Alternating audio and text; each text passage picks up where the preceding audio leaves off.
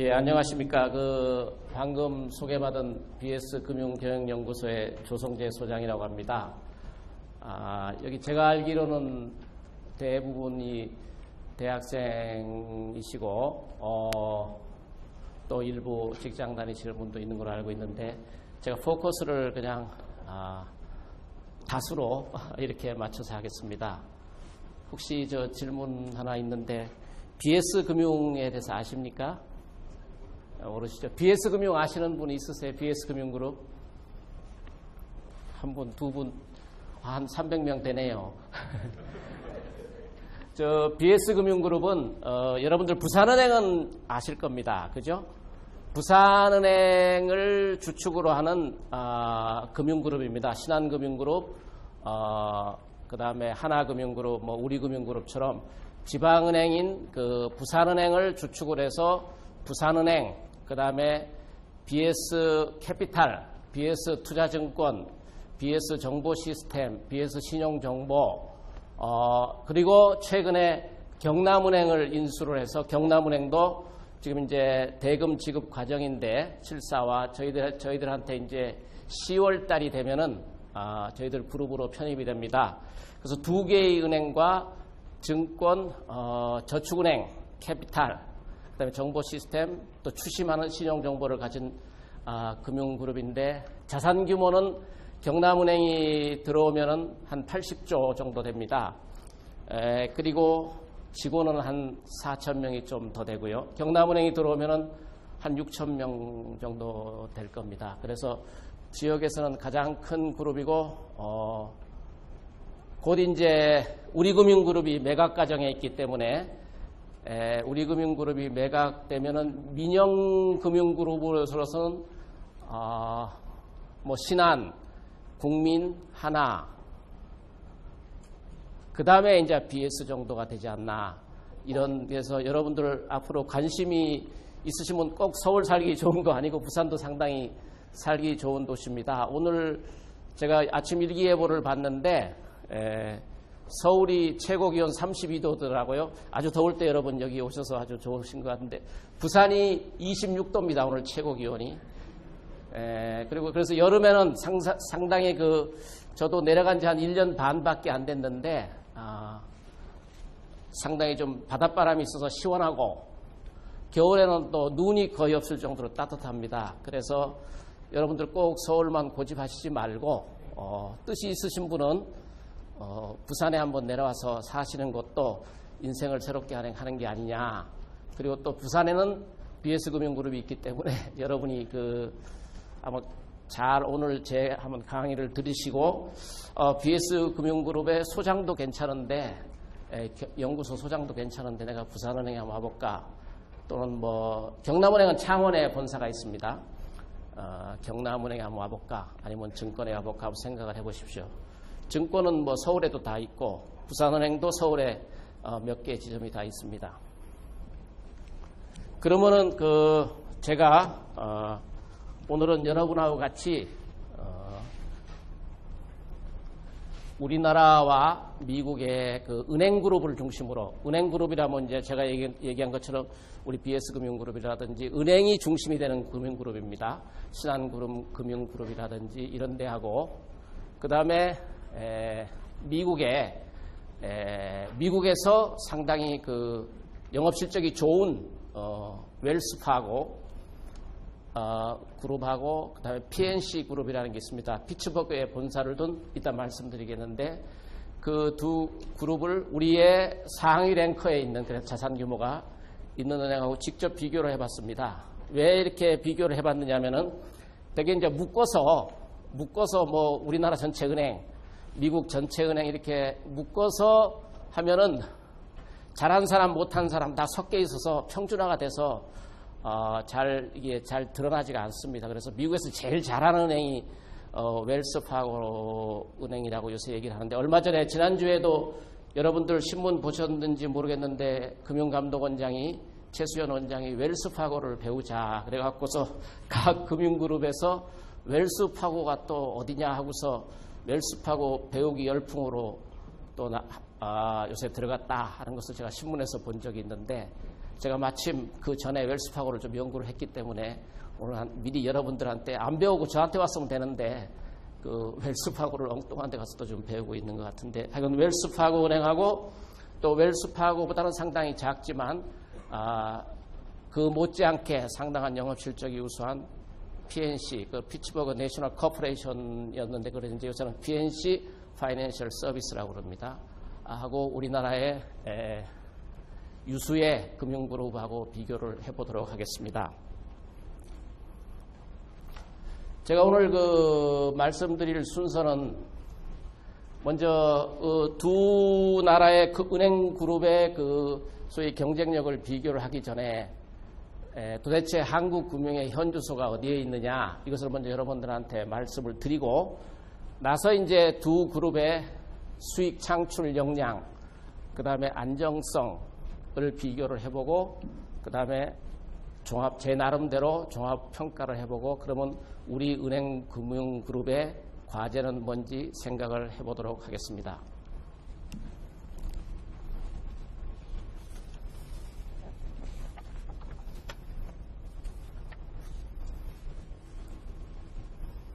먼저 그 한국금융의 현주소입니다. 저희가 되게 이제 금융도 서비스 산업의 한 큰 영역인데 금융을 되게 한국 금융의 현주소를 얘기를 할 때는 여기 보시는 것처럼 우리 잘 나가는 제조업하고 되게 상당히 비교를 합니다. 여러분들 이거 뭐 다 아시는 것처럼 우리나라의 세계 1, 2위 시장 점유율을 점하는 제품들이 상당히 제조업 분야에 많습니다. 우선 반도체가 보면은 2013년에 15.8%로 인텔에 이어 2위인데 메모리만 보면은 우리나라가 53%에 달하고 있어서 당연히 압도적으로 1위고요. 그 다음에 뭐 스마트폰은 여러분들도 잘 아시는 것처럼 금년 1사분기 판매 실적 보니까 35%로 1위를 차지하고 있습니다. 아이폰에 뒤이어서 우리나라 스마트폰이 개발이 됐음에도 불구하고 시장 점유율은 이미 1위고 그 다음에 자동차도 GM, 도요타 그리고 르노, 닛산에 이어서 생산 규모로 세계 4위를 차지할 정도입니다. 그 다음에 선박도 얼마 전까지 계속 1위를 했는데 요새 이제 중국 업체들이 저가 선박을 중심으로 부가가치만 보면 뭐 저희들이 당연히 1위일 텐데 이건 이제 총 그 중량 내지 금액으로 봤을 때는 2위가 되고 TV도 저희들이 세계 시장 삼성, LG만 해도 42%로 1위입니다. 그래서 여기서 보시는 것처럼 이제는 그 지구촌 사람들이 글로벌 그 각 시민들이 그 서로 국가 간 교역을 할 때 우리나라 배로 물건을 실어 나르고 그 다음에 좀 있으면 이제 월드컵이 6월 14일부터 열리지 않습니까? 월드컵 경기를 우리나라 텔레비로 다 시청을 하게 되고 또 뭐 서로 친구 간에 통화한다든지 뭐 문자를 한다든지 데이터를 찾는 스마트폰도 세계인들이 우리나라 거 갖고서 이제 하는 이 정도로 시대가 됐는데 이게 다 제조업 분야입니다. 작년 우리가 그 제조업 분야를 보니까 제조업하고 서비스가 3대 6이던데 제조업은 이렇게 세계적으로 상당히 나가는데 불행하게도 서비스업 분야는 물론 비교육제라는 그러한 특징도 있지만은 서비스 분야는 보면 아직 세계적으로 크게 내세울 게 많지는 않은 것 같습니다. 이러자면 그 중에 좀 있다 그러면 이제 최근에 이제 의료 분야, 손끝으로 하는 의료 분야, 의료 중에서도 이제 성형 분야는 외국에서도 많이 오지 않습니까? 그죠? 서울도 성형이 상당히 유명한데 부산에도 서면에 가면 성형외과가 많아갖고 중국 사람, 일본 사람들 와서 많이 그 성형을 할 정도고 그 다음에 서비스업 중에서 잘 생각해 한류 요새 그 우리나라 연예인들 가수들 동남아 시장 더 나가서는 뭐 싸이 같은 경우 세계적으로 했는데 제가 4월 중순입니다. 4월 중순에 중국 상해를 다녀왔는데 그때 그 상해 YG 소속의 그 21 그 공연 포스터가 붙어 있더라고요. 공연 포스터가 붙어 있어서 그 제가 입장료 가격을 봤습니다. 그래서 입장료가 세 가지 좌석으로 있던데 제일 비싼 입장료가 내가 계산을 언뜻 해보니까 우리나라 돈으로 21만 원, 그 다음에 중간이 13만 원, 제일 싼 게 한 7만 원 정도 되더라고요. 그런데 여러분도 뭐 상해는 상당히 국민소득이 높겠지만 중국 전체적으로는 우리나라 1인당 국민소득이 한 5분의 1 정도밖에 안 되니까 뭐 과하게 얘기하면 21만 원은 100만 원입니다. 100만 원. 그 정도로 있고 한류 정도고, 그 다음에 이제 배달. 한강에서도 짜장면 시켜 먹는. 근데 이거는 크게 뭐 부가가치는 많이 고용은 많이 창출을 하는 것 같은데 부가가치는 많이 창출 안 하고 한강에서도 시켜 먹고, 부산에는 수영강, 뭐 밀락동 해변에 여름에 쭉 가면은 밀락동 해변에 그냥 소주, 선남 선녀들이 소주하고 그다음에 닭 배달 시키고 짜장면 시키고 해서 밤 12시 1시까지 계속 제가 산보 가보면 먹고 있더라고요. 그 정도로 배달이 아주 우수하고, 근데 세계시장으로는 아직 못 갔죠. 그죠? 근데 뉴욕이나 이런 데 가보니까 그 한인들이 많이 사는 데는 거기는 배달이 역시 해줍니다. 미국이 원래 배달이 옛날에는 피자만 해줬었는데 요새는 한인 사회 중심으로서는 해장국도 해주고 뭐 하여간 다 배달을 해줍니다. 그 다음에 제가 또 서비스업 중에서 뭐가 괜찮은가 봤더니 대리기사가 상당히 이게 편하게 돼 있죠. 소비자들로서는 편하게 돼 있는데 그것도 이렇게 보니까 부가가치는 많이 창출을 못하는 것 같고, 제가 정확하게 계산은 안 해봤지만, 그래서 부가가치를 좀 창출하는 것 중에서는 성형외과, 그 다음에 우리 예능인들, 그 다음에 이제 체육인들 요새 많이 나가서 하지만 아직은 광범위하지는 않지 않습니까? 그래서 그런데 이제 금융업이 역시 서비스업인데도 불구하고 서비스업인데 아직 제조업만큼 못 따라가고 있는 그 글로벌 경쟁력으로 보면 금융업이 그 하나인 것 같습니다. 여러분들 신문에서도 많이 보셨겠지만 국내 은행에 그 해외 영업 자산이 한 4% 정도밖에 안 된다고 그럽니다. 삼성이 이미 이런 데는 세계 시장에서 파는 게 훨씬 더 많은데, 금융업은 제가 알기로는 뭐 제가 금융업에 종사한다고 그래서 그런 게 아니라 금융업, 그 다음에 의사, 변호사 다 똑똑한 사람들이 많이 가는 데인데, 그게 국내에서 비교육적이기 때문에 국내에 이렇게 안주하고 서로 경쟁을 안 하다 보니까 아직 금융 서비스업 쪽에서는 세계적으로 그 부가가치를 창출한다든지 세계시장 진출이 좀 늦은 것 같습니다. 좀 여러 가지 이유는 있겠지만 머리를 많이 써야 되는 건지 아니면은 대화가 안 돼서 그러는 건지. 여러분 세대는 제가 보니까 영어를 잘해서 괜찮은데 저희들 세대까지만 해도 영어를 아주 능수능란하게 하는 사람이 적어서 그런 건지. 서비스업은, 제조업은 기계만 갖다 놓고 기술 개발해서 물건을 찍어내서 팔으면 되는데, 서비스업은 일일이 다 대화를 하고 상대방 심리를 파악하고, 어쨌든 대화가 필요한 게 서비스업 아닙니까? 그래서 이 커뮤니케이션 문제라서 그런지는 모르겠지만 아직 서비스업은 세계적인 경쟁력을 못 가진 것 같고, 금융업도 그렇다는 게 우리 현주소입니다.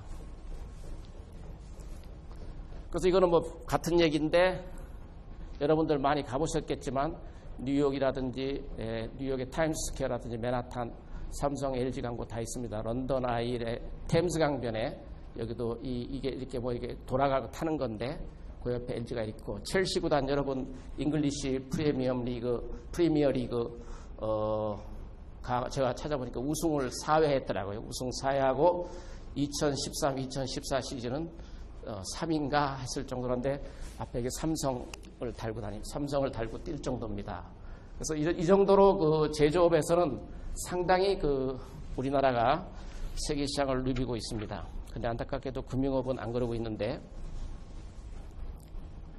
그러면 금융업 중에서도 소위 대표주자라고 하는, 혹시 뭐 증권회사 계신다든지 보험회사 계신 분들은 뭐 동의를 안 하실지 모르겠는데, 어쨌든 이제 우리나라에서는 이제 은행이 금융업의 그 대표주자인데, 금융업에도 그 경쟁력을 강화하기 위해서 많은 변화는 있었습니다, 사실. 그래서 은행을 대표적으로 보면은 1960년도에는 5대 시중은행, 조은행, 상업은행, 제1은행, 한일은행, 서울은행이 이제 지방은행으로 됐지만 나중에 신탁은행하고 합쳐서 서울신탁은행 그래갖고 시중은행이 됐는데 5대 시중은행 체제를 오랫동안 유지를 하다가 1980년대 말부터 소위 자유화, 세계적으로 불어닥친 금융 자유화, 경쟁을 한다고 그래갖고서 여기 보시는 것처럼 외환위기 직전에는 시중은행만 16개가 됩니다. 경쟁을 하라고 조그만 시장에. 그리고 지방은행도 60년대 말부터 67년에 제일 먼저 부산은행, 대구은행이 설립이 됐는데 10개, 각 지방에 10개가 됐는데 여기 가만히 보시면은 각 도나 광역시 합쳐서 어쨌든 도 기준으로 하나인데 부산, 경남 지방만 부산은행, 경남은행 2개였습니다. 규모가 좀 커서 그 지역이. 그런데 이번에 결국 2개도 합쳐지게 됐습니다. 10개로 있다가 결국 이때 이제 얘기가 나온 게 외환위기 직전에 오버뱅킹이니 많으니 경쟁이 치열하게 나오다 결국은 다 구조조정을 과정을 거쳐서 현재는 7개 시중은행과 6개 지방은행만 남아 있습니다. 이 중에서 또 이제 우리은행은 조만간 이제 뭐 다른 은행에 인수되거나 아니면 독자적으로 살 것인지 그건 아직 모르지만 이 중에 우리은행, 신한은행, 하나은행, 국민은행, CT나 SC도 마찬가지지만 은행이 이제 2000년대부터 지주회사 체제로 해서 지주회사의 중심을 금융그룹 그래서 이제 자리 잡는 이제 회장이 생기고 그렇게 하는 거를 이제 경쟁력을 강화한다는 차원에서 업무 다각화를 해서 이렇게 나갔고 지방은행은 이제 외환위기 때 구조조정을 많이 거치면서 이렇게 6개가 남아 있는데 이 중에서 사실상 대구은행, 부산은행, 경남은행만 대구은행, 부산은행, 전북은행만 독자적으로 운영하고 있었고 제주은행은 신한금융그룹에 소속이 돼 있었고 광주은행은 우리금융그룹, 경남은행도 우리금융그룹이었는데 경남은행이 이번에 이제 BS금융그룹에 매각을 하면서 경남은행을 매각되면서 편입되게 됐습니다. 그래서 이런 식으로 현재 그 은행권에서도 소위 이제 이런 게 모든 것이 구조조정이라는 게 기본적으로 이제 경쟁이다. 그래서 경쟁을 하는 과정에서 이렇게 많이 변해왔습니다. 다음 이제 우리 금융의 현주소 중에 금융업 종사자가 어느 정도 되는가 제가 한번 봤더니 외국은행 지점이라든지 외국계 증권사 이런 지점, 외국계 생명보험회사 지점 이런 걸 빼고 그 다음에 보험 설계사가 손해보험, 생명보험 겹치는 것도 있지만 각각 한 25만 명 정도 됩니다. 보험 설계. 그걸 제외하고 나서 보면은 작년 말 현재 한 27만 명 정도가 우리나라 금융업에 종사를 하고 있는 것으로 나타났습니다.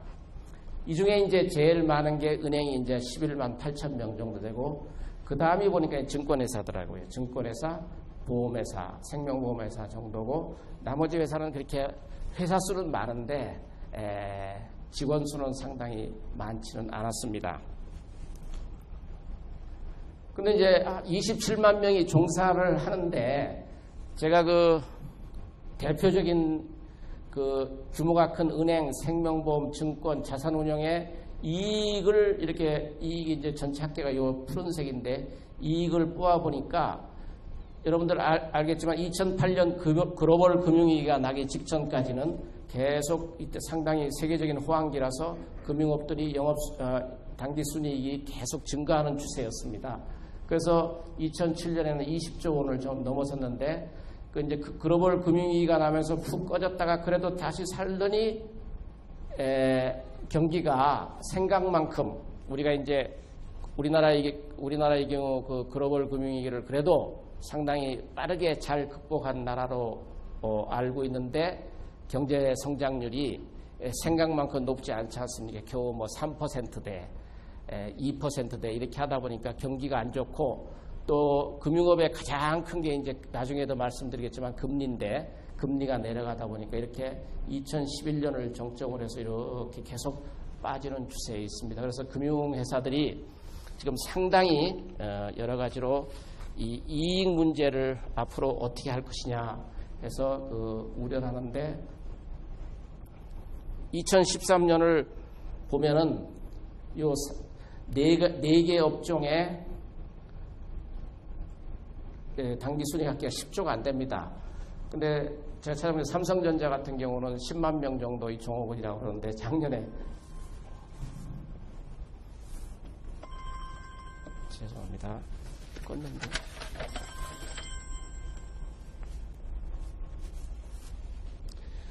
30조 원이 됐습니다. 삼성전자 혼자. 그러니까 우리나라 그 큰 금융업권, 은행, 증권, 보험, 생명보험, 은행, 증권, 생명보험, 자산운용 이거 다 합쳐봐야 삼성전자의 순익을 못 따라갈 정도로 지금 상당히 영업 환경이 어려운 것을 알 수 있습니다. 그래서 얼마 전에 신문을 보니까 결국은 영업이 안 되면 제일 먼저 하는 게 감원 아닙니까? 그래서 증권가에 끝나지 않은 감원 강풍, 그래갖고 서울 여의도 증권가에 몰아친 감원 강풍은 봄 기운이 스며들 틈을 주지 않고 있다. 그러면서 사람이 생명인 특성이 이렇게 자꾸만 이 숙련된 금융인을 감원을 하다 보면 당장 수익이 안 난다고 앞으로 이제 장기적인 면에서 성장 동력을 잃어버리게 되는 거죠. 그래서 작년 한 해만 증권사의 경우 직원이 한 2,700명이 줄었다고 합니다. 그래서 이 정도로 상당히 어려운 상황이고,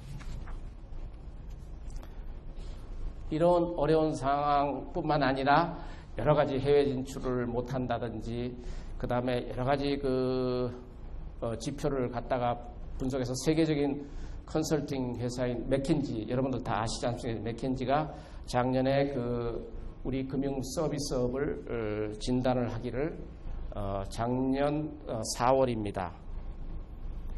선진화된 국가 경제에 걸맞지 않게 IMF 분류 기준에 따르면 우리나라가 선진국입니다. 선진국인데 여러분 가끔 신문 보면 이제 이런 얘기는 있죠. 신흥시장국 자금이 어쩌고저쩌고 하면서 한국 얘기를 하는데, 그거는 뭐냐면 이제 해외 기관 투자가라든지 어쨌든 그러한 국제 투자자들이 포트폴리오를 분류를 할 때는 아직은 한국을 신흥국 포트폴리오에 넣어서 분류를 하니까 그렇게 되는데, IMF 분류 기준으로 보면 한국이 선진국입니다. 선진화된 국가 경제에 걸맞지 않게 소규모에 머물러 있다. 그래서 한국은 국내 금융기관들이 아시아 최정상 금융기관으로 성장할 수 있는 초석을 마련하는데 범국가적인 목표를 두고 사회 전반의 인식 전환을 통해 이런 얘기가 나옵니다. 그러니까 이제 단적으로 이 우리나라 전체 경제의 수준에 미치지 못한다는 얘기겠죠. 한국 금융 서비스 산업은. 그래서 아직은 세계는 아니고 아시아 최정상 정도라도 빨리 갈 수 있도록 노력해야 되는 것이 아니냐, 이런 얘기를 하는 것이 단적으로 저는 우리나라 금융산업의 현상을 잘 진단하고 있는 것이 아니냐, 이렇게 생각을 하고 있습니다. 그래서 여러 가지 이유가 있었게 되지만 새로운 정부도 들어섰고, 작년에 새로운 박근혜 정부도 들어섰고, 또 저는 맥켄지 진단도 있고, 그래서 금융위원회, 우리나라 금융정책을 총괄하는 금융위원회에서 9개 분야에 걸친 금융업 경쟁력 강화 방안을 내놓게 됩니다. 여러분들 다 들어보신 거겠지만, 경쟁이라는 얘기는 항상 들어갑니다. 경쟁과 혁신을 촉진해서 금융권의 유효 경쟁 환경을 조성을 하고 100세 시대 신금융 수요를 창출하고, 이렇게 쭉 여러분들 보시면은 여기 나와 있는 거라서 제가 이거는 많이 설명을 안 드리도록 하겠습니다. 그래서 요새 또 이제 금융 소비자 보호 강화 문제가 상당히 이슈로 되고 있는 것, 그것도 다 담아서 9개의 우리나라 금융업 경쟁력 강화 방안을 내놓게 이릅니다.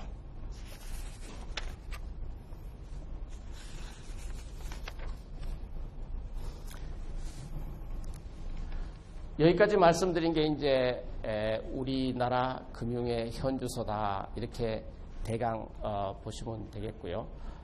저도 금융업에 오랫동안 몸을 담고 있는 사람이었지만 맥켄지 보고서에 상당 부분 동의를 하기 때문에 제가 저 문구를 따온 거고, 앞으로 이제 금융위원회가 잘 제시한 그런 방안대로 잘 금융위원회뿐만 아니라 금융회사들이 해야만 아시아 최정상에 쓸 수 있지 않느냐, 이렇게 생각을 합니다.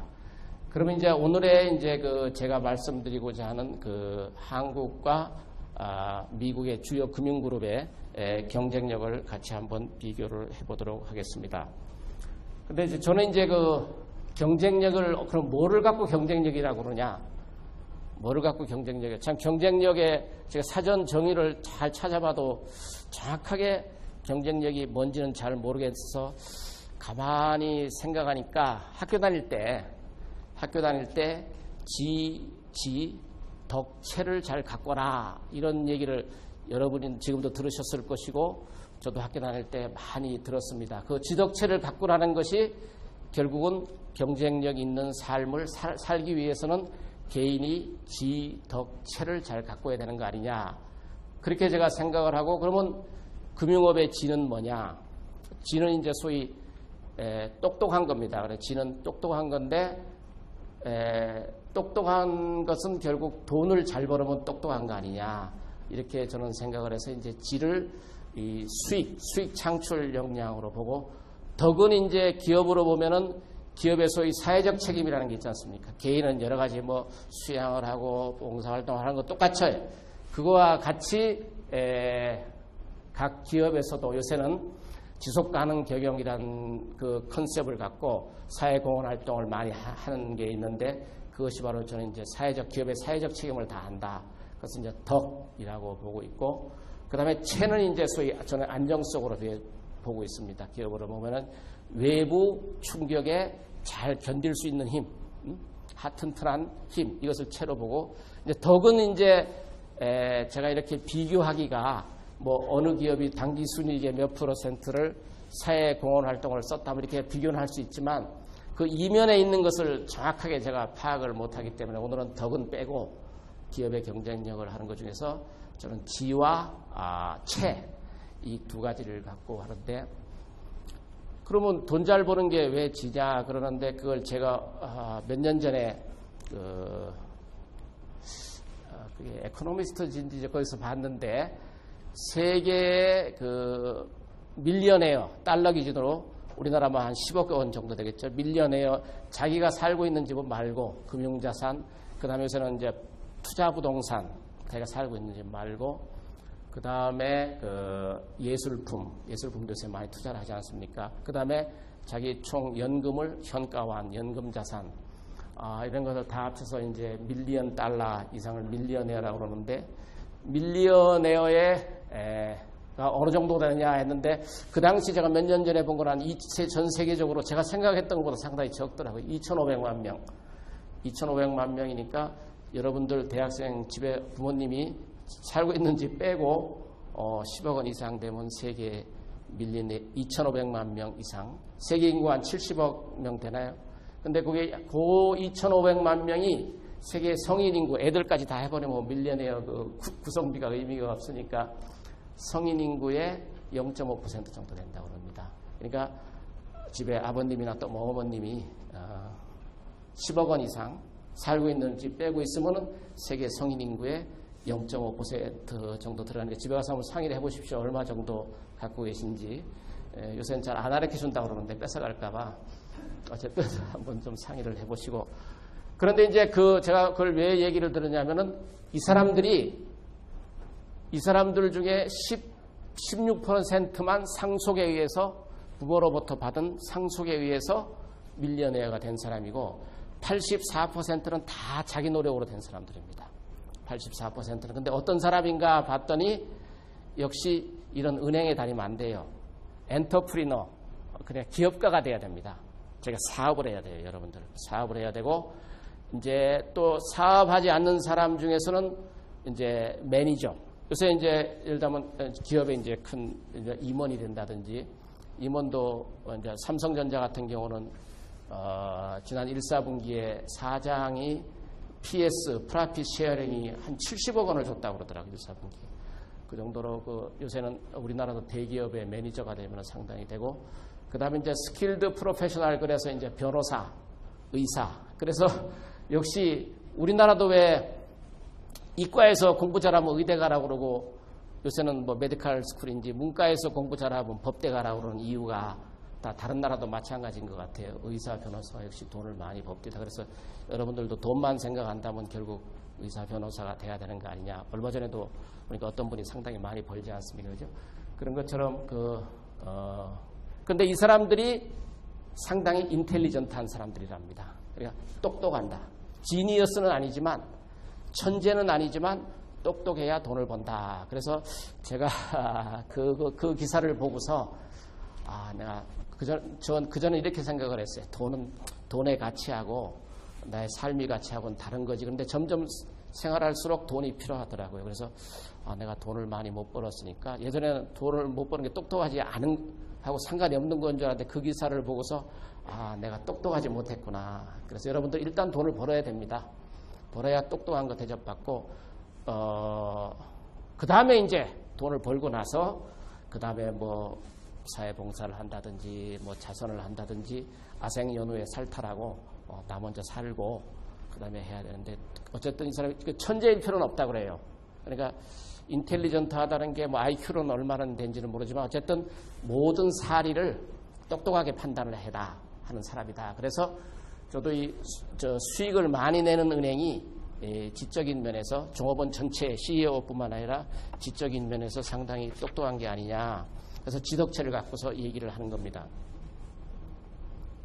그래서 제가 오늘 이제 비교를 할 것은 이제 아까도 말씀드리겠지만 우리나라 그 은행 그룹에 있는 은행들이 대부분 소매금융을 하는 은행들입니다. 소매금융이라고 하면 이제 대칭되는 게 이제 국제금융이라든지 기관을 상대로 하는 기관금융, 또 거대 기업을 상대로 하는 도매금융 이런 거하고 대칭되는 이제 일반적으로 가게라든지 중소기업 이게 비중이 큰 이러한 금융을 소매금융이라고 합니다. 그래서 소매금융을 중심으로 하는 그 미국의 은행을 중에서 똑똑한 은행 2개를 제가 선정을 은행 그룹을 똑똑한 은행을 2개를 선정해 봤는데 그 소매금융을 하는 은행을 이제 소위 메인스트리트 뱅크라고 합니다. 또는 하이스트리트 뱅크. 그러니까 메인스트리트라면 이제 우리가 말하자면 쇼핑가를 생각하면 됩니다. 명동이라든지 이렇게 번화가를 생각하면 되고 번화가에 점포가 있는 은행들이 이제 메인스트리트 또는 하이스트리트 뱅크고 이거하고 이제 대칭되는 게 여러분들 많이 하는 게 월스트리트 뱅크.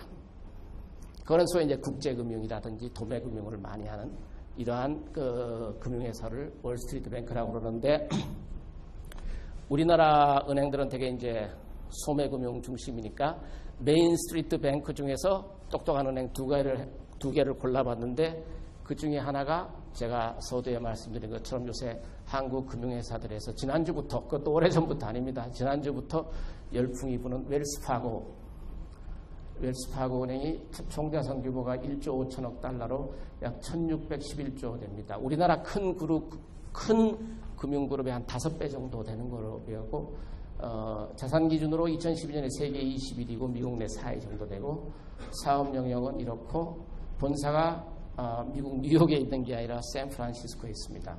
점포수가 9,097개고 종업원 수가 우리나라 전체 금융회사 종업원 수와 맞먹는 27만 명. 27만 명이 상당히 크죠, 그죠? 근데 이제 이 웰스파고는 이 설립자의 이름입니다. 다 못 외워서 헨리 웰스와 윌리엄 파고라는 여러분 아메리칸 익스프레스는 들어봤죠? 크레딧 카드 회사 아메리칸 익스프레스 설립자이기도 합니다. 창업자이기도 한데 이 두 사람이 1852년에 세운 은행입니다. 그 후에 여러 가지 그 합병이라든지 이런 걸 거치면서 마련돼 아까 제가 그 돈 많이 버는 그 밀리어네어의 특징이 인텔리전트만 얘기를 했는데 그 에코노미스트를 보면은 인텔리전트하고 하드워킹을 해야 됩니다. 똑똑하면 안 되고 부지런히 공부하고 남의 거 벤치마킹하고 쫓아다니고 사람 만나고 하드워킹을 해야 되는데 제가 얼마 전에 그 웰스파고의 CEO 존 스탬프 씨가 인터뷰한 거를 보니까 이 사람이 아침 5시 반에 출근을 합니다. 4시 반에 일어나서 5시 반에 출근을 하고 이 사람 참 열심히 일하는구나. 퇴근 시간은 안 써 있더라고요. 되게 우리나라는 좀 퇴근 좀 늦게 하고 출근은 약간 좀 늦어도 퇴근은 어차피 10시 9시니까 은행도 마찬가지입니다. 10시 9시니까 좀 늦게 가지. 그런데 서양은 제가 생각하기는 퇴근은 좀 일찍지 않을까 이런 생각을 하는데 어쨌든 출근은 4시 반에 일어나서 거기에 써있기를 4시 반에 일어나서 5시 반에 출근을 한다고 합니다. 그러니까 상당히 하드워킹을 하는 거죠. 이 사람도 하드워킹을 하고 미네소타의 농부의 아들인데 12남매 중에 둘째라고 합니다. 12남매 중에 둘째로 태어나서 상당히 어렵게 태어난 사람이었던, 어렵게 자랐습니다. 처음부터 은행을 간 게 아니고 빵집도 다녔고 여러 가지 하면서 이렇게 공부를 해서 나중에 이제 은행으로 가게 된 사람이고, 그래서 하드워킹을 중요하다는 거. 그 다음에 이제 그 PNC라고, 이것도 미국 피츠버그의 본사를, 이것도 뉴욕이 아닙니다. 피츠버그의 본사를 두고 있는 금융그룹인데, 이거는 우리나라 큰 금융그룹하고 규모가 비슷합니다. 한 338조 원 되고, 점포수가 2,800개 정도 되고, 종업원수는 한 5만 6천 명 정도 됐다고 합니다. 우리나라 은행보다 역시 큰데, 이제 국내 은행 그룹은 제가 이걸 어떤 특정 은행 그룹으로 해보면 바로 제가 같은 동종업계에 있기 때문에 표시를 안 하고, 그냥 여러분들이 다 계산해보면 알 수 있지만 A은행, B은행으로 해서 두 개 금융그룹을 제가 선정을 했습니다. 물론 저희 BS금융그룹은 아니고요. 두 개 선정을 했는데 되게 총자산이 한 300조 원 정도 내외되고, 세계 자산 규모 기준으로 세계 한 80위 정도 됩니다. 그래서 업무 영역은 다 있고, 종업원 수는 한 2만 명, 그러니까 웰스파고의 종업원 수는 한 10분의 1은 안 되는 거로 나타나는데, 여러분들은 이제 알아서 대강 두 개를 보시면 되고, PNC도 1852년에 설립된 은행입니다. 그래서 이제 수익 창출 능력을 볼 때는 대개 이제 제일 먼저 손쉽게 보는 게 ROA, 총 자산에 대한 당기 순이익 비율, ROA가. 그다음에 ROE는 총 자본, 자기 자본에 대한 당기 순이익 비율, 이렇게 되게 보는데, 되게 이제 금융업에서는 총 자산을 많이 봅니다. 총 자산에 대한 당기 순이익 비율을 보면은 우선 제가 이제 변동성을 한번 10년 동안 2004년부터 2013년까지 변동성을 봤는데, 변동성을 보니까 변동성 면에서는 우리나라 두 AB그룹이 미국의 웰스파고나 PNC보다 상당히 낮습니다. 그래서 우리나라 금융그룹은 그 중에서는 왜 안정적으로 학교 다 고길만 다니는 모범생인 거로 변동성은 상당히 낮은데, 그런데 이렇게 보니까 평균을 10년 평균 중에서 10년 중에서 가장 낮은 게 0.35, 가장 높은 게 1.23이고, 웰스파고는 ROA입니다. 0.44, 1.73, PNC는 2.73까지 가는데 많이 벌 때 상당히 많더라. 그래서 여기는 편차는 큽니다. 그러니까 장사를 할 줄 안다는 거죠, 그죠? 딱 벌 때는 번다. 못 벌 때는 좀 못 벌더라도 벌 때는 번다. 그래서 ROA 평균이 지난 10년입니다. 1, 2년이 아니고 1, 2년은 여러 가지 불규칙 요인에 의해서 변할 수 있는데, 10년을 보면은 뭐 여러분들 10년이면 강산도 변한다고 그러고, 요새는 이제 5년 만에 변한다고 그러는데, 되게 이제 그리고 10년을 한번 3번 거쳐야 이 큰 그 줄기를 이룬다고 그래서 30년은 제가 통계를 뽑기 힘들어서 10년을 보니까 10년에 AB그룹의 평균이 ROE가 0.78%였는데 웰스파고는 1.33%, PNC는 1.34%고 10년이 거의 비슷했습니다. 거의 비슷했는데 우리나라 그룹의 한 1.7배 정도로 높은 것으로 나타났습니다.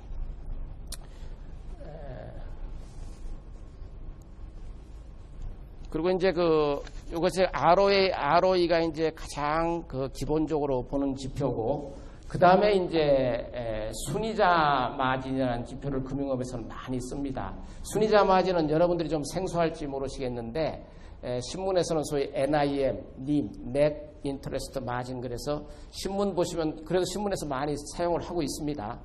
이게 개념이 뭐냐면은 총 그룹의 은행의 이자 수익에서 지급한 이자를 빼고, 그러니까 이자 수익은 어디서 납니까?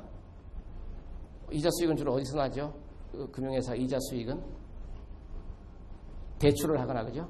대출을 하거나 또 채권을 사면 거기서 이자 수익이 나오겠죠. 이자 수익에서 지급한 이자를 빼서, 이자는 어떻게 지급하죠? 예금 이자 지급하죠, 그죠? 은행에 가시면. 그다음에 차입금 뭐 이런 것에서 이자를 지급하고 빼서 분모를 이자 수익 자산으로 나눕니다. 주식 이런 건 안 들어갑니다. 부동산 이런 건 안 들어가고 이자 수익을 창출하는 자산, 대표적인 이제 대출하고 채권을 나누는 게 이제 님인데, 그것을 왜 중시하느냐면 금융회사라는 게 요새는 뭐 여러 가지로 다양하게 발전을 하지만 기본이 역시 고객으로부터 예금 형태로 돈을 받아서 그 다음에 대출을 해서 그 차액을 얻는 것이 그 금융회사의 가장 기본이기 때문에, 그리고 수익의 가장 근간이기 때문에 이 님을 상당히 그 중시를 합니다. 금융회사에서는. 그래서 님이 높으냐 낮으냐를 갖고 순이자 마진이 앞으로 우리가 이것을 빨리 개선해야 되겠는데 뭐 아니겠는데 여러 가지 얘기를 하게 됩니다. 근데 그 님을 보면은 우리나라는 2% AB그룹이 2% 내였는데 최근 3년 2011년 2023 평균이 웰스파고나 PNC는 님이 3.7, 3.8%로 1.5 내지 1.8%나 높습니다. 기본적으로 순이자 마진을 창출하는 능력에서 벌써 1.5%나 차이가 납니다. 1.5% 차이라 그러면 어느 정도냐면 작년에 신한금융그룹이 당기순이익이 2조였습니다. 예를 들면 2조였는데 총 대출금이 200조 원입니다. 200조 원인데 만약에 우리도 1.5%만 높였다면 3조 원이 플러스돼서 5조 원이 되죠. 그럼 총자산 300조에 5조 원이면 우리도 ROA가 웰스파고나 PNC에 못지않는 ROA를 가질 수 있게 됩니다. 그래서 그만큼 이 님이라는 게 상당히 중요하다 이런 얘기입니다. 그 다음은 이제 이거는 뭐 여러분들 제가 그냥 저한테 구조적 이익률이라는 것을 최근에 상당히 중요하는데 이게는 뭐냐면은 님보다는 좀 더 확장된 개념으로서 순이자 마진에다가 상시적으로 들어오는 수수료를 더하고 판매관리비는 이제 인건비, 그 다음에 점포료, 각종 물건비 상시적으로 나가는 비용이고 그걸 총자산으로 나누는데 이 구조적 이익률은 이제 이게 불규칙적으로 발생하는 대손충당금이라든지 이러한 일시적인 자산 매각이라든지 이런 걸 제외하고 장기적인 그 순이익을 추정하는데, 전망하는데 또 평가하는데 상당히 쓰이는데 이거는 개념이 2001년인가요?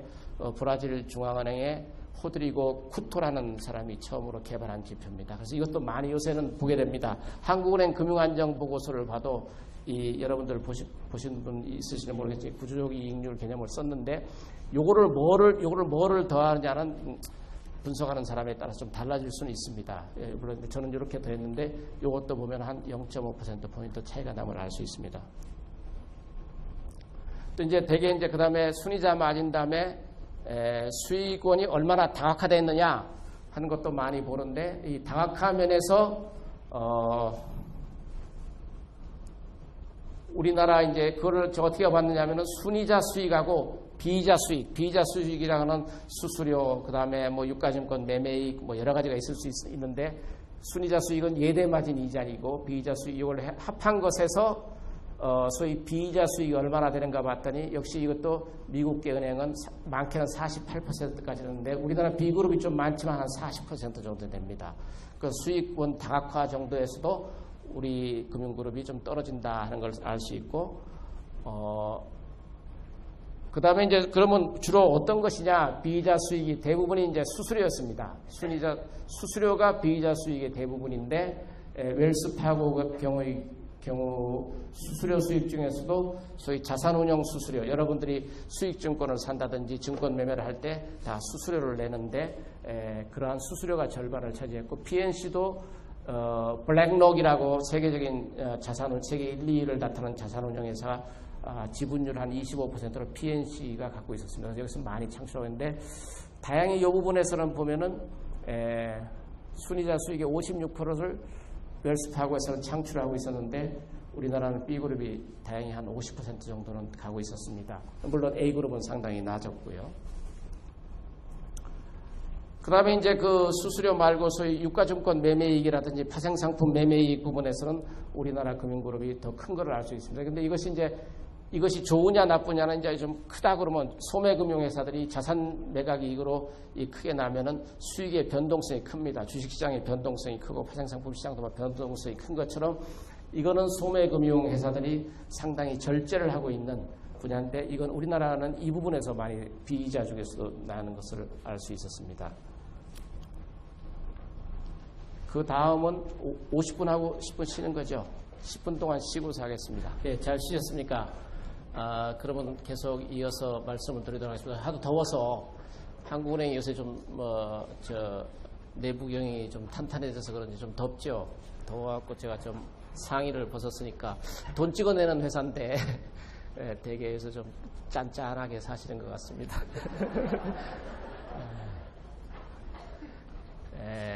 그러면 이제 아까 제가 여러 가지 수익률을 봤는데 그러면 운용자산 수익률 그러니까 자산의 운용을 얼마나 잘하느냐 하는 걸 또한 비교를 해봤습니다. 이것은 이제 아까 얘기한 것처럼 아까 얘기한 이자 수익에다가 투자 수익을 다 합쳐봤습니다. 투자 수익이라는 건 이제 조금 전에 말씀드린 것처럼 유가증권 매매이익이라든지 평가이익을 얘기를 하는데 이것을 운용자산 평잔으로 나눠봤는데 이게 단순히 계산을 하면은 우리나라 은행이 더 높습니다. 왜냐하면 우리나라 금리가 미국 금리보다는 시중 금리가 높기 때문에 시장 금리가 높기 때문에 단순히 계산하면 여기 보시는 것처럼 우리나라 금융그룹이 더 높은데 이것을 그래서 제가 고민하다가 그럼 어떻게 볼 것이냐 그래서 시장 수익률을 하고 차이를 봤습니다. 그냥 시장 수익보다 얼마나 많이 올리느냐. 시장 수익률은 뭐로 봤냐면 시장 금리는 3년 국채 유통수익률로 비교를 해봤습니다. 그래서 이 운용자산 수익률에다가 3년 국채 유통수익률을 빼보니까 우리나라 두 개 그룹은 2% 포인트 정도 되고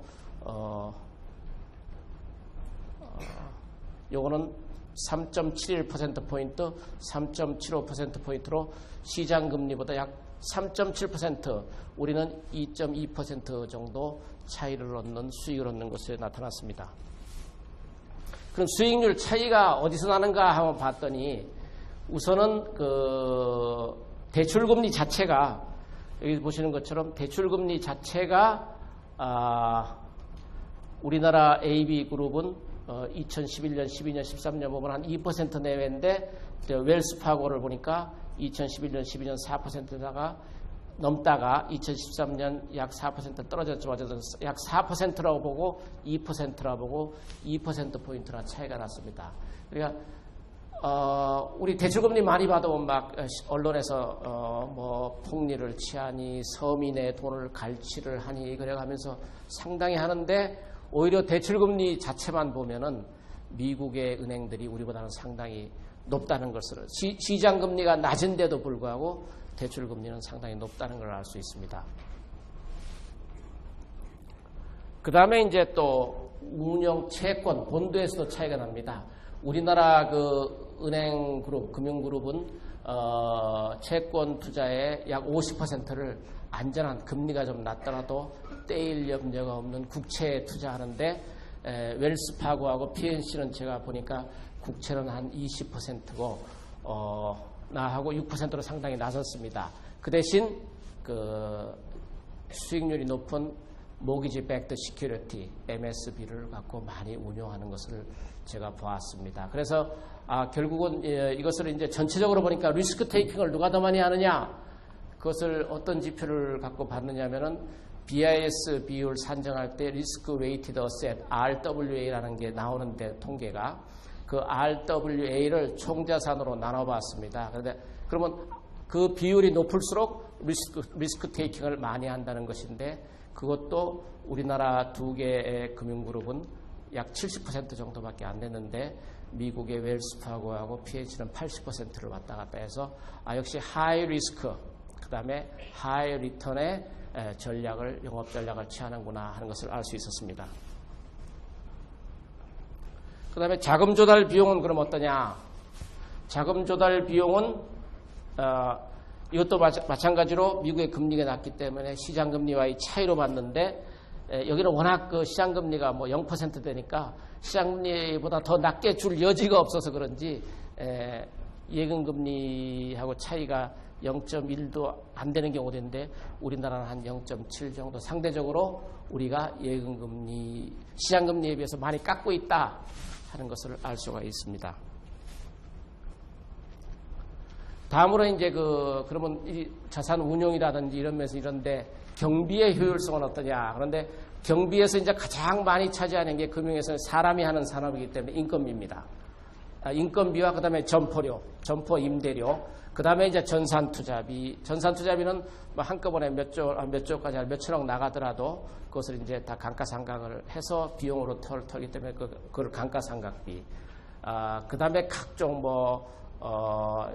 연필이나 종이나 그 다음에 제가 이렇게 왔을 때 교통비도 주는 거 뭐 이런 것이 다 이제 인건비, 물건비에 들어가는데 이게 이제 판매관리비가 상당히 안정적인 그 비용인데 판매관리비를 상대적인 무슨 비율하고 나눠봐야 되는데 여러 가지 지표가 다 분석하는 사람마다 다른데 저는 그 주요 이익이라는 개념을 제 나름대로 해서 순이자 수익, 수수료, 투자 수익, 보험 수익, 은행의 주요 이익액 대비 소위 판매관리비가 얼마냐 봤더니 2011년, 13년 평균이 우리나라 은행 그룹은 39% 또는 37%인데 이쪽은 46%, 44%로 45% 내외였습니다. 그래서 가끔 제가 신문에 보기를 우리나라 은행 인건비 비중이 너무 판매관리비 비중이 너무 많다, 급여가 많다 이렇게 들었는데 이걸 보니까 절대 우리나라 제가 금융회사에 몸담고 있어서 그런 것이 아니라 상대적인 수익 지표를 볼 때 많이 지출하고 있지는 않구나 하는 것을 알 수 있는데 이렇게 별로 많지도 않은데 또 지난번 정부에서는 은행 금융회사 주로 은행이죠. 은행들 신입 직원들 봉급을 20%를 깎은 적이 있습니다. 여러분들 기억하시는지 모르겠지만 그래서 이 깎인 20%를 만회하려고 신입 직원들하고 바로 1년 선배들하고 상당히 20%가 차이 나고 시작하는 그렇게까지 됐는데 결국 이렇게 다른 지표하고 비교해봐도 총자산에 비교해봐도 우리나라가 낫습니다. 제가 금융권에 몸담고 있어 그런 게 아니라 그런데도 불구하고 그냥 우리나라는 많이 지급한다. 그렇게 얘기를 계속하고 있는데 이건 사실과 좀 제가 보니까 다른 지표를 누가 갖고 오신다면 제가 또 한번 같이 생각을 해보겠는데 제가 볼 때는 안 많은 것으로 나타났습니다. 그래서 많고 적고를 떠나서 그 효율성이라는 측면에서 보면은 그 우리나라 은행이 경비 효율성은 높다. 미국의 은행이 경비 효율성은 낮은 거 아니냐. 이 중에는 아마 상당 부분이 저런 건 있을 겁니다. 미국의 은행들이 퇴직연금 적립하는 부분이 있기 때문에 우리보다는 기업의 퇴직연금 적립하는 부분이 많기 때문에 그 부분이 상당히 차지하지 않느냐 제가 보는데 거기까지 제가 해부는 못 해봤습니다. 아직. 다음은 이제 체력을 보겠습니다. 체력을 보겠는데 체력은 이제 여러 가지가 있는데 가장 안전한 자금 조달 수준인 예금 의존도가 어느 정도 되느냐. 통장 갖고 있으세요? 얼마 있는지 얘기하면 안 되죠. 예금이 이제 은행으로 봐서는 가장 은행이나 뭐 상호저축은행이나 어쨌든 예금을 수취하는 그러한 금융회사에서는 어쨌든 예금이 많아야 됩니다. 그래서 옛날에는 지점장들이 예금 유치하러 뭐 돈만 있다 하는 사람은 쫓아갑니다. 예금 유치하러 밤낮을 가리지 않고. 요새는 이제 예금 유치 더하기 대출을 옛날은 사실 그 지점장들이 대출은 신경을 안 썼습니다. 옛날이라는 게 IMF 전입니다. IMF 전인데 옛날은 지점장들은 대출에 있어서는 가만히 있으면 서로 돈 빌리러 기업들이 오기 때문에 되는데 요새는 IMF 끝나고 나서 기업들이 많은 구조조정을 거치면서 건전했기 때문에 기업들 자체가 부채 비율이 상당히 낮아지면서 은행에 돈 빌리러 많이 안 옵니다. 그래서 지점장들이 우량 고객을 찾아다니느라고 어떨 때는 회사 정문에 가서 사장 들어오는 차 올 때까지 수위한테 뭐 아이스크림도 사줘가면서 기다려 서 있기도 하고 제가 60년대 제가 어릴 때인데 70년대 이 정도만 해도 그 우리 주변에 은행 지점장님 댁이다 그러면 잘 사는 집 아주 이렇게 까만 뭐 승용차 타고 다니면서 잘 사는 집 이렇게 했는데 요새는 지점장님 몰골이 말이 아닙니다. 그런 식으로 정문에도 쫓아다니면서 대출 유치해야 되고 또 어떤 데 요새 뭐 제가 또 주위에서 들으니까 아파트 공장에 가서 그건 다 이게 비밀 코드를 눌러야 들어가는데 안 열어주니까 싹 해서 뭐 또 사장님 형님이다 동생이다 해가면서 싹 몰로 들어가서 사장한테 무조건 만나고 뭐 억지로 만납니다. 만나야 뭐가 되니까.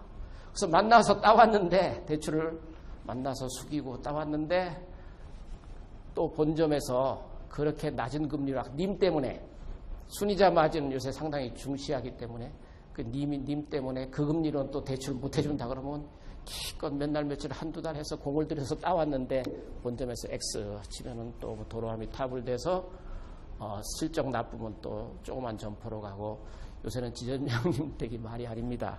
말이 아닌데 이런 것처럼 이제 그렇지만 대출이 상당히 요새 마케팅의 중심이지만 스틸 예금이 상당히 중요한데 우리나라 예금 의존도가 상당히 낮은 걸 알 수 있습니다. 거꾸로 이제 총자산을 예금 비율로 나눈 건데 이쪽이 더 비율이 높고 그러니까 예금 비율이 상당히 낮다는 거죠. 미국의 은행이 예금을 안정적으로 우리보다는 갖고 있다는 걸 알 수 있습니다. 그래서 미국 지점장들이 어떻게 하는지는 제가 아직 인터뷰를 안 해봐서 모르겠는데 우리 같이는 안 할 겁니다. 우리 같이는 안 할 건데. 그리고 PNC 경우는 그래서 예금을 어느 정도 중시하냐면은 뱅크 아틀랜틱이라는 은행의 19개 지점과 여기는 전체는 아니고 지점 단위로도 인수를 하더라고요. 지점을 인수하면서 대출은 인수 안 하고 예금만 인수를 한 기록이 있고 또 2011년에도 플렉스타라 은행의 27개 지점을 인수를 하면서 예금만 인수를 했더라. 대출회사는 아니고. 그래서 이 정도로 예금을 상당히 금융회사는 중시하는 것입니다. 이러한 안정성 면에서 우리가 좀 다소 좀 떨어지는 것이 아니냐 알 수 있고 그 다음에 이제 부실채권입니다. 안정성을 하는 것에서 부실채권이 얼마나 많으냐 적으냐를 보는데 웰스파고라든지 PNC 경우는 서브프라임 사태가 나기 전까지는 대개 총대출 대비 부실채권 비율이 0.5% 내외였는데 서브프라임 사태 나오고서 상당히 높아진 것을 알 수 있습니다. 우리나라는 이때는 그 신용카드 부실 사태가 났을 때 상당히 2003년 4년 났고 그 이후에는 1.3, 1.1로 그렇게 많이 안 높아지고 조금 우리도 글로벌 금융위기 나고 그 직전에 비해서 높아졌는데 여기만큼은 안 높아졌는 거나 결국은 이쪽 웰스파고하고 PNC도 서브프라임 사태는 못 비켜갔구나. 그 유혹을 못 벗어난 겁니다. 역시. 그래서 그런 면에서는 여기도 그런 면 우리하고 크게 진배가 없네 하는 건데 대개 이제 미국이 모기지를 줄 때 다운 페이먼트 그래서 집값이 100만 불이면은 그 중에 15 내지 20%는 자기 돈으로 내야 되는데 내고 한 85 내지 80%를 은행에서 빌리는데 이 당시는 그 다운페이도 다 대출을 해줬습니다. 100% 다 대출을 해주는 시대였고 그런데 우리나라는 다행히 우리나라가 이렇게 지킬 수 있었던 건 여러분 신문에서 많이 보셨겠지만 소위 LTV 비율 그러니까 집값의 60% 이내에서만 대출해줘라. 또 DTI 그래서 소득의 일정 부분 원리금이 소득의 일정 비율 이하에서만 대출해주라 하고 엄격하게 그것을 관리를 해왔기 때문에 우리는 은행 스스로 관리한 것도 있지만 금융당국의 공이 큽니다. 이것을 관리를 해줬습니다. 여기는 관리를 안 해줘갖고요. 해서 이 문제는 좀 한번 우리가 왜 이렇게 유혹에 넘어갔을까 하는 것을 좀 더 앞으로 여러분들이 좀 고민을 해보시면은 여러분들이 이제 혹시 금융회사에 들어가셔서 이렇더라. 그래서 리스크 관련하시고 아마 대가가 되실 겁니다. 근데 BIS 자기 자본 비율 이걸 많이 얘기를 하죠. 그런데 이것도 좀 우리가 낮았습니다. 되게 15% 정도 되는데 우리는 13%도 저는 뭐 적은 것은 아니라고 그러는데 그래서 제가 찾아보니까 2012년 통계를 보니까 세계 자산 규모 기준으로 1위에서 5위 은행이 BIS 비율이 어느 정도 되는가 봤더니 약 15%에서 17% 정도 됐습니다. 하도 금융시장의 변동성이 크고 그 다음에 규제 당국이 탄탄한 것을 상당히 강조를 하기 때문에 자기 자본을 상당히 많이 우리보다는 쌓고 있는 것으로 나타났습니다. 그래서 이 안정성 면에서도 전반적으로 보니까 물론 웰스파고나 PNC가 글로벌 금융위기를 초래한 서브프라임 부실 문제를 잘 관리는 못했지만 전반적으로 보니까 안정성 면에서도 우리가 좀 체력은 떨어지더라 하는 것을 알 수 있었습니다. 그럼 지금까지 말씀드린 것을 갖고 나름대로 종합적으로 한번 보면은 그래서 제가 이제 여러 가지 비율을 지금까지 말씀을 드렸는데, 그럼 한번 계산을 해봤습니다. ROA가 최근 3년, 여기 제가 안 빠뜨렸는데 2011년, 2013년 죄송합니다. 그 웰스 파고하고 국내에서 그래도 ROA가 높은 B그룹하고 비교를 해보니까 2011년, 13년 평균 기준으로 ROA가 웰스 파고가 0.56%포인트 높았습니다. 근데 이 차이가 어디서 났느냐 봤더니 아까 얘기한 대로 자산운용이 그쪽에서 잘했지 않습니까? 그죠? 자산운용에서 그쪽이 순이자라든지 그 다음에 이런 것으로 해서 0.59%포인트 높았고, 그 다음에 수수료에서 총자산 대비 0.58%포인트 많았습니다. 그 다음에 대손 충당금이 그쪽이 좀 적었고, 기타 이런 거하고, 우리가 이제 상당히 좋았던 건 판매 관리비입니다. 그러니까 우리가 여러 가지 수익 대비 인건비라든지 물건비를 많이 세이브를 했음에도 불구하고 기본적으로 자산운용 부분에서 수수료라든지 또 아니면 자산운용 부분에서 여류에 있어서 ROA가 3년 평균 0.56% 낮은 거로 나타났습니다. 종합적으로 보면은.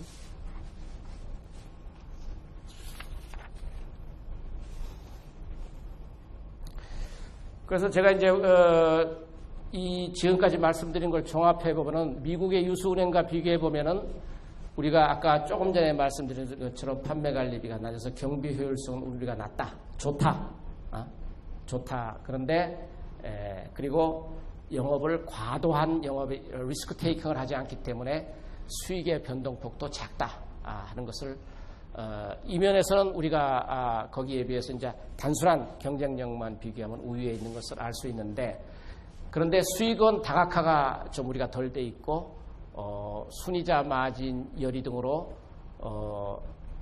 구조적 이익률이 낮아서 ROA를 현재 같은 영업 행태를 갖고서는 웰스파고처럼 또는 PNC처럼 1.5% 정도 가기에는 아직은 역부족이 아니냐, 저는 이렇게 보고 있습니다. 다각화하면 이제 일부에서는 소위 우리 그 대기업 재벌들의 사업 다각화 갖고서 많이 비난을 하는데, 한 곳에 집중해서 경쟁력을 높여서 세계 시장에 나가야지. 그런데 사실상 사업을 하다 보면, 영업을 하다 보면은 하나만 갖고서 하다가는 그 하나가 문제가 되면 전체가 망하기 때문에 사실은 다각화하는 게 여러 가지 학자에 따라서 얘기는 많지만 현장에서는 다각화를 할 수밖에 없습니다.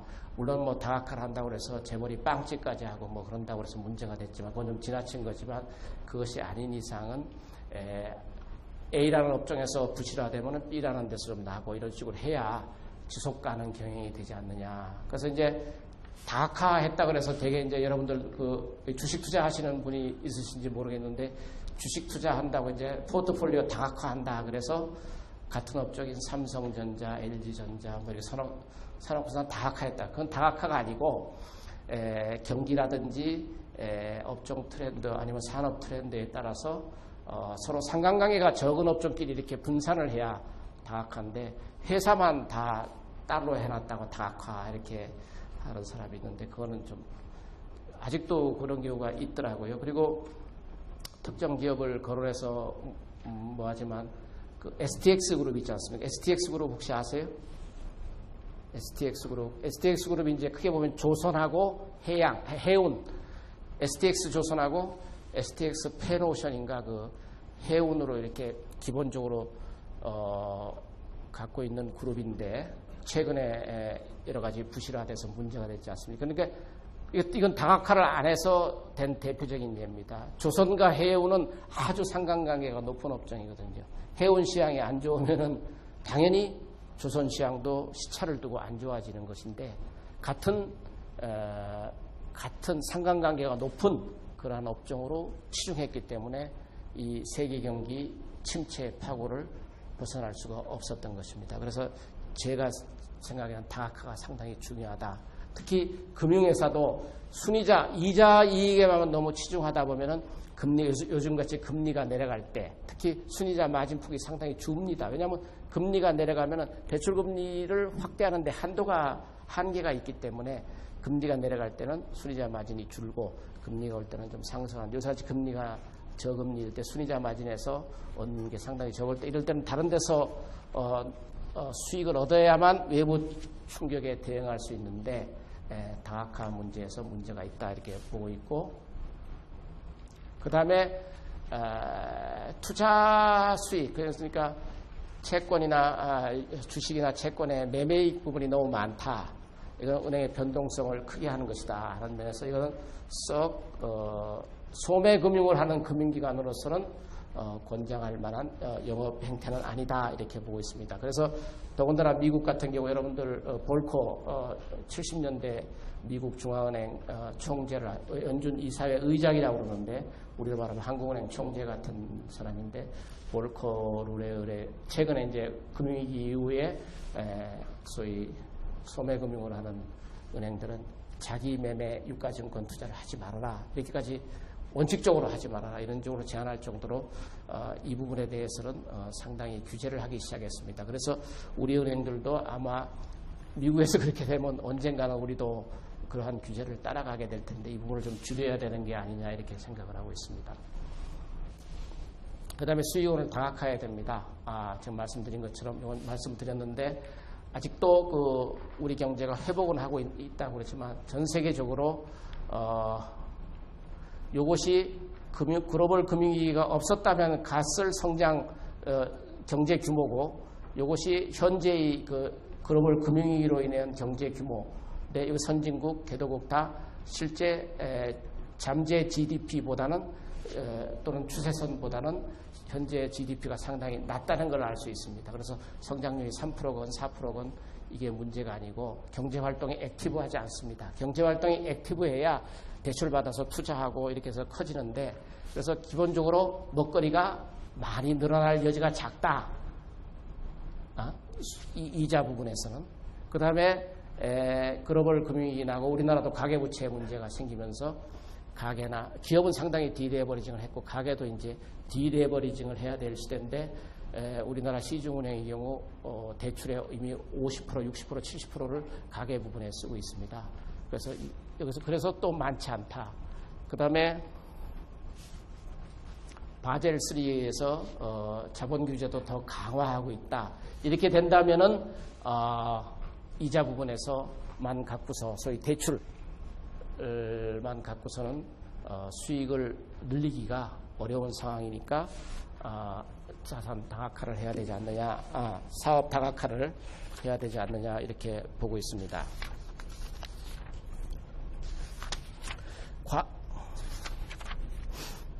그 다음에 이제 또 하나의 과제로는 금융위기 이후 저금리가 되고, 그 다음에 위험자산의 수익률이 어떤 경우는 마이너스까지 갈 정도로 소위 주식이라든지 주식형 수익증권 이러한 위험자산에 대한 수익률이 마이너스로 가니까 최근 한국은행에서 통계를 내고 있는 자금순환표라든지 여러 가지 다른 유관기관의 그 통계를 보면은 2009, 2010 글로벌 금융위기 이후죠. 2009년부터 2014년 중 그 개인의 수익증권 투자가 마이너스였습니다. 76조 순환매, 그러니까 많이 인출을 했다는 얘기죠. 76.3조가 빠져나갔고 이런 것처럼 이 소위 실적 배당량은 이제는 잘 못 믿겠다. 수익도 생각했던 만큼 많이 나가지 않고, 그럼 어디로 가느냐? 이게 상당히 요새 인기인 신문에서 많이 나는데 중위험, 중수익이라는 새로운 또 트렌드가 생겼는데 이게 또 얼마나 갈지는 모르겠지만 어쨌든 이렇게 나타나고 있고, 그 대신 이제 고령화, 인구의 고령화 되면서 또 베이비 부모 세대들이 55년부터 63년생이 1955년부터 63년 사이에 태어난 그 많은 베이비 부모 세대들이 서서히 은퇴를 하면서 노후 보장을 생각을 하게 됐습니다. 그래서 2012년, 14년 중에는 개인이 보험이나 연금으로, 국민연금은 아닙니다. 그 금융회사에서 지급하는 보험이나 연금 상품으로 돈 들어온 순유익 규모가 173조로서 은행이나 각종 예금 지급기관, 저축은행의 순유익 규모 131조를 넘어설 정도였습니다. 이만큼 노후에 대한 상당히 관심이 많아지고 있습니다. 그래서 이 노후 상품을 앞으로 은행들이 어떻게 잘 설계하느냐에 따라서 은행의 경쟁력이 나타나는 것이 아니냐. 현재 우리나라 전 국민의 평균 연령이 약 38세로 제가 알고 있는데 OECD인가요? 얼마 전에 OECD에서 추정한 거 보면 2045년에 평균 연령이 50세랍니다. 평균 연령이 50세라고 그러니까 지금 뭐 여러분들 많이 들었지 않습니까? 지하철이 이제 양쪽 끄트머리가 젊은 사람 좌석이 되고 그러니까 1-4, 1-1 자리가 그거 되고 가운데 긴 줄은 다 이제 노인석이 돼서 여러분들도 부담이 많이 가실 겁니다. 왜냐하면 지금은 우리나라 5명이 1명을 부양한다든가 소위 근로세대 그러니까 그 노동 인구가 소위 고령자를 5명인가 6명이 1명을 부양을 하는데 2045년 50년 가면 1.6명이 1명을 그러니까 1대1로 부양을 거의 해야 되는 시대로 여러분들이 지금 돈을 많이 벌어놔야 돼요. 안 그러면 아버지하고 싸움 납니다. 아버지 돈 많이 벌어놓으신 아버지는 괜찮은데 돈 안 많이 벌어놓은 아버지는 고령화는 되고 100세까지 산다고 생각해 보십시오. 그 돈이 얼마나 많이 들을지. 그래서 지금 여러분들이 돈을 많이 벌어놓으셔야 가정의 평화도 오는데 어쨌든 그리고 생각이 깨이신 분들은 이 노후 상품으로 많이 가고 있는데 이제 금융회사들이 이것을 어떻게 잘 개발해. 지금까지는 제가 볼 때 솔직히 말해서 금융회사들이 노후 상품에 대해서 수익을 많이 못 냈었습니다. 저도 개인연금을 몇십 년 동안 부어오고 있는데 어느 은행이라고는 얘기는 안 하겠지만 물론 부산은행은 아닙니다. 은행 정기예금보다도 낮더라고요. 수익률이.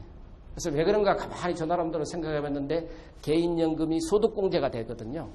소득공제까지 합치면은 사실 수익률은 높지만 소득공제라는 게 뭐 그때그때 다 써버리는데 또 소득공제 받았다고 그만큼 누가 떼놓습니까? 안 떼놓잖아요. 근데 수익률이 뭐 평균 한 2% 될까? 그래서 그냥 집에 돈 놔두기 힘드니까 은행에 놔두는 정도로 생각을 하는데 그 정도로 우리 은행들의 경쟁력이 약합니다. 근데 변명은 많더라고요. 감독당국에서 뭐 이런 건 하지 마라 저런 건 하지 말아서 그랬다. 근데 그건 남의 얘기인 것 같고 기본적으로 이 사람들은 소득공제를 받으니까 어차피 들어오겠지 하고 신경을 안 쓰는 것 같습니다. 근데 이거를 신경을 안 쓰게 되면은 이제 그러한 금융회사들은 앞으로 도태될 수도 있다. 최근에 벌써 이 보험이나 연금 상품으로 들어오는 돈이 은행 예금으로 들어오는 분을 상회하기 시작을 했거든요. 그래서 이것도 앞으로 금융회사 큰 과제가 아니냐. 이건 이제 상대적으로 이게 늘어나니까 이제 소위 확정 수익용 상품이라고 은행 예금이나 저축은행 예금이나 이런 상당히 준다는 걸 알 수가 있습니다. 이것이 우리 금융회사가 앞으로 해야 될 과제 아니냐. 그래서 이거 수익원 다각화하고도 관계돼서 결국 노후 상품이라든지 보험 상품을 해주다 보면은 그래서 많은 수수료도 얻게 되고 근데 수수료 아무나 얻는 게 아니라 실적 좋은 금융회사만 수수료를 얻는 것이죠. 이거는 뭐 그래서 이제 최근에는 대체 투자까지 나오면서 PEF가 뭐 7탄이 44조여서 해외 M&A나 자원 투자를 이끈다 이런 신문에 제가 그런데 참고로 보시기를 바라고요. 그 다음에 우리가 이제 아까 어떤 분이 아까 저한테 그렇죠? 맞으시죠? 질문을 하시던데 이거 우리나라 은행에 텔러가 많아서 앞으로 줄어드는 거 인원이 많이 줄어드는 거 아니냐. 그래서 그 문제가 뭐 전혀 틀린 얘기는 아닐 겁니다. 아닐 건데 왜냐하면은 지금 인터넷 뱅킹이라든지 모바일 뱅킹이 확대되고 있기 때문에 2013년 기준으로 소위 대면 거래, 이제 창구에 가서 하는 거래가 입출금이라든지 이체는 12.2%밖에 안 됩니다. 여러분들도 아마 통장 갖고 계시는 분들 이체한다, 다른 사람한테 송금한다든지 돈 찾을 때 뭐 창구에 안 가실 겁니다. 신규 할 때, 뭐 학자금 대출 받을 때 이 정도나 가지 거의 안 가는데, 그런데 최근에 리테일 뱅킹을 연구하는 캡제민인지 그 미국의 컨설팅 회사의 보고서를 보니까 미국에서는 수년 내 지역결제 5%만 점포를 이용할 것 같다. 이런 건데 아직도 대출이라든지 크레딧 카드 부분이라든지 일부 이런 부분은 한 50%가 아직 이용을 하고 있는데 이것이 앞으로 그 IT 기술하고 발전이 되면서 어떻게 될지 이것은 금융계에 몸담고 있는 저희들도 계속 고민하는 문제입니다. 점포를 줄여야 되느냐.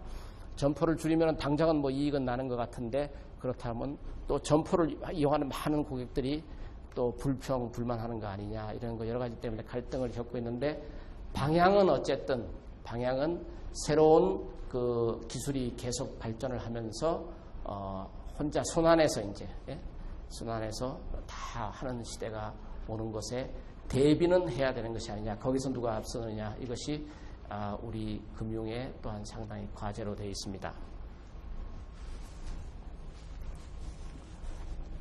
그 다음에 이제 그 경쟁 패러다임 자체가 변한다고 하는데 이미 이제 여러분들 잘 아시는 것처럼 강력한 브랜드와 수백 또는 수십억 명의 이용자를 가진 구글이라든지 페이스북, 아마존 등이 은행의 경쟁 상대로 대두되고 있다. 은행이라기보다는 금융회사에. 그런데 이제 아까 그 존 스톰프라고 웰스파고의 프레지던트는 그래도 이들 회사가 규제가 많은 여기는 지금 현재 하고 있는 분야는 다 규제가 거의 없는 분야이기 때문에 하고 있는데 규제가 많은 금융업에는 진출하지 않을 거 아니냐 이러한 또 한편에서는 낙관적인 전망을 하더라고요. 그런데 그렇더라도 이러한 회사들이 특히 아마존이 아마 드론인가 뭐 배달하는 게 아마존이죠. 드론 아세요? 드론? 앞에 앉으셔서 질문을 많이 받으시네요. 영광입니다. 이따 악수 한번 합시다.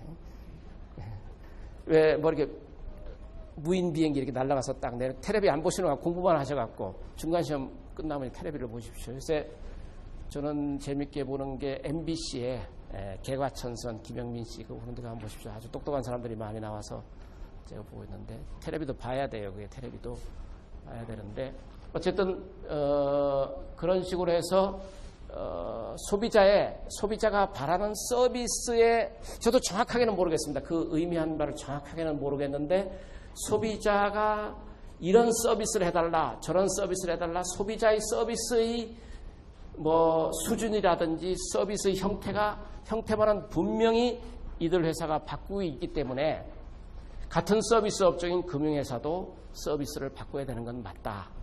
이러한 것까지만 얘기를 하는 걸 들었는데 더 자세한 거는 제가 시간이 나면 한번 가서 그분을 만나서 또 한번 다음 기회가 있으면 제가 저한테 이메일 보내주시면 제가 알려드리도록 하겠습니다.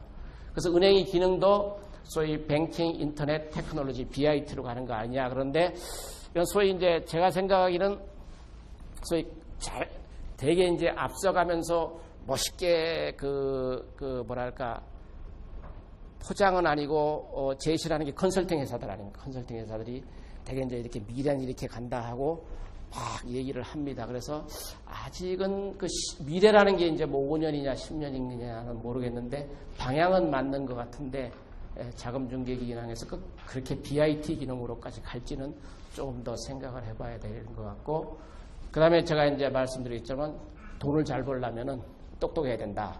그래서 우리 금융인들이 전문성을 좀 강화해야 되는데 이건 뭐 많이 하는 얘기니까 제가 얘기를 안 하겠습니다. 안 하는데 제가 한 몇 년 전에 읽은 노희경 씨의 에세이에 죽도록 사랑하라.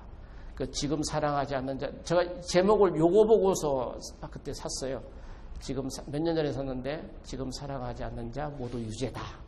그래서 이제 왜 그랬냐 봤더니 본인이 미치도록 사랑하지 않으니까 상대방도 뭐 조금 사귀다가 떠나더라. 그 얘기를 쓴 건데 그래서 저는 그 연인이나 사랑을 할 때나 일이나 공부를 할 때 미치도록 그리고 죽도록 사랑하라. 이 얘기가 상당히 좋아서 이제 전문인이 되려면은 소위 미적지근한 사랑을 하니 아무도 나를 미치도록 보고 싶어 하지 않았다. 그리고 나도 행복하지 않았다 그랬는데 이거를 제가 따온 이유는 그때 생각이 나서 전문인이 되려면 죽도록 미치도록 해야만 전문인이 되는 것이 아니냐 이런 생각에서 말씀을 드리고 그 다음에 이제 얼마 전에 신문을 보니까 이제 우리나라 탁구 올림픽에서도 금메달을 따고 한 탁구인데 최근에 좀 부진하죠, 그죠? 그래서